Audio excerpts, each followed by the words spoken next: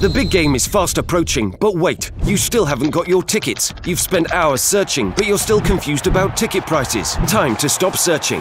Visit ticketcompare.com. We compare ticket prices for all the popular leagues and tournaments for you. We work only with the most trustworthy sites, so you can have peace of mind when buying your tickets. Compare prices, buy tickets, get to the game. Ticketcompare.com. Buying tickets made simple. Afternoon. Hello. Afternoon, everyone. Okay.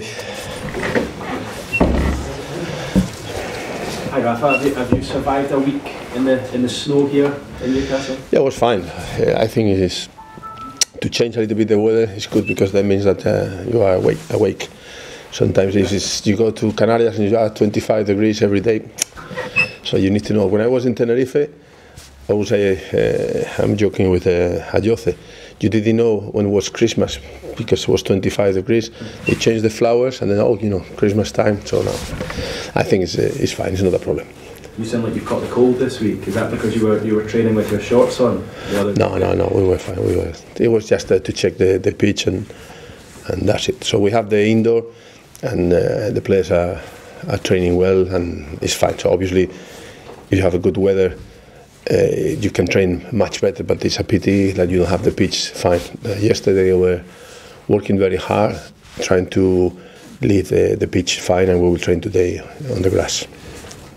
Because you've been training inside this week, does that affect it at all? Can you do less things inside or can you work on the same sort? No, we were trying to maximize the time that we had, so we were watching videos, analyzing what we did, what we have to do, and after trying to do the same things in the indoor. So it's not changed too much. It's just to be careful now. The new synthetic pitch are much better, so it's not like years ago, but it still is different to the normal grass, so the natural grass. So we have to be careful, but that's it. And how are your plans to get to Liverpool for this match tomorrow? No, it's fine. In terms of the game plan, we have been working on that, the same idea, try to play with the same intensity that we have been playing these days, playing against a very good team that they are scoring a lot of goals. So it will be difficult, but we know that it's like this. Liverpool now is a great team, and they are at the top of the table because of that, with the others. So it's just to be sure that we are strong enough mentally and physically to compete against them. And sorry, in terms of your travel? The travel. Plans? Yeah, no, fine. So we have the flight, so checking the weather. It seems that it's okay, we can fly, so hopefully we can do it today. How is John Joe Shelby? We have, after the game, we have 2 or 3 players with little problems. John Joe has a knock on his knee and he's not available, so we have to check how is he doing. We are waiting for the results of the scans. How serious do you think the knock is? Do you fear it's a bad one? No, at the moment we don't know how serious. It's just obviously he's the one that he wants to play. He wants to train, but the doctor said we have to check exactly what he has and then after decide. And Slimani, I guess he won't have trained much because of his injury and the weather as well. How's he looking right now? We were watching him before to come and then continue working with the physios and the fitness coach in the gym. So we have some time to keep the plan, and that's it. Gail, that was the other one, is fine. Richie is fine. So the players that they had a little problems, they are okay. You obviously were pegged back to 2-2 last week, but despite that, are the spirits still high because you're playing some decent stuff right now? Yeah, I think so. I think the team was doing well, and watching the game on video, it was a pity because we have so many chances to score the third goal and finish the game that we didn't do it. And then what we have to do is to learn from that. We were watching what we did well, what we could improve in attack, what we have to improve in defence, and to be sure that we manage better these kind of games when we are winning 2-0. That was the case. How do you go about stopping Mo Salah in the form that he's in right now? It's not just him, because if you are just focused on him, then Firmino, Mane, anyone can be a threat. So it's a very good team. They are really good in attack, in counter-attack. They have pace, they have energy.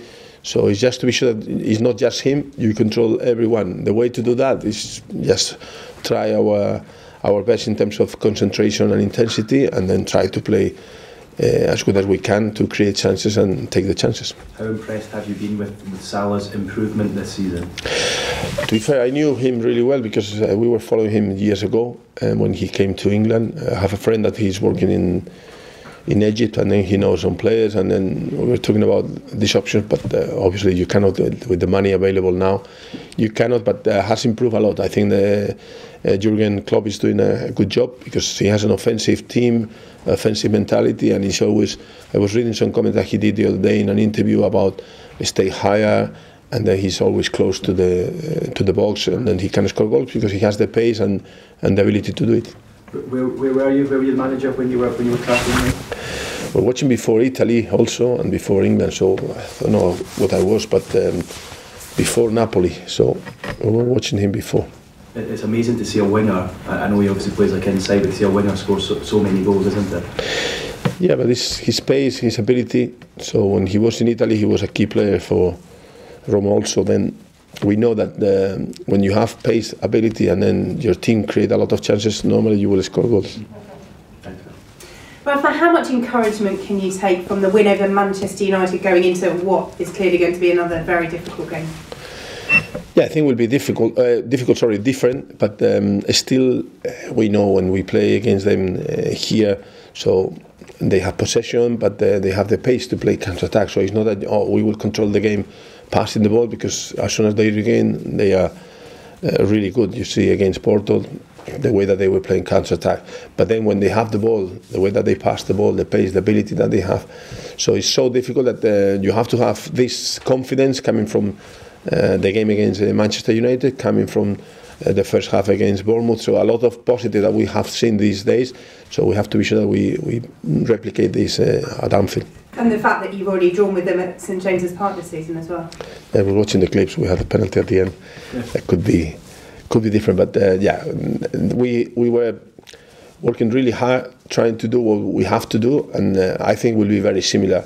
So they will be attacking, they will be controlling the game, the fans will be behind the team because they are at the top of the table, so I think it will be a tough game, but for us now, and for the majority of the teams in the Premier League now, it's the same against the top six.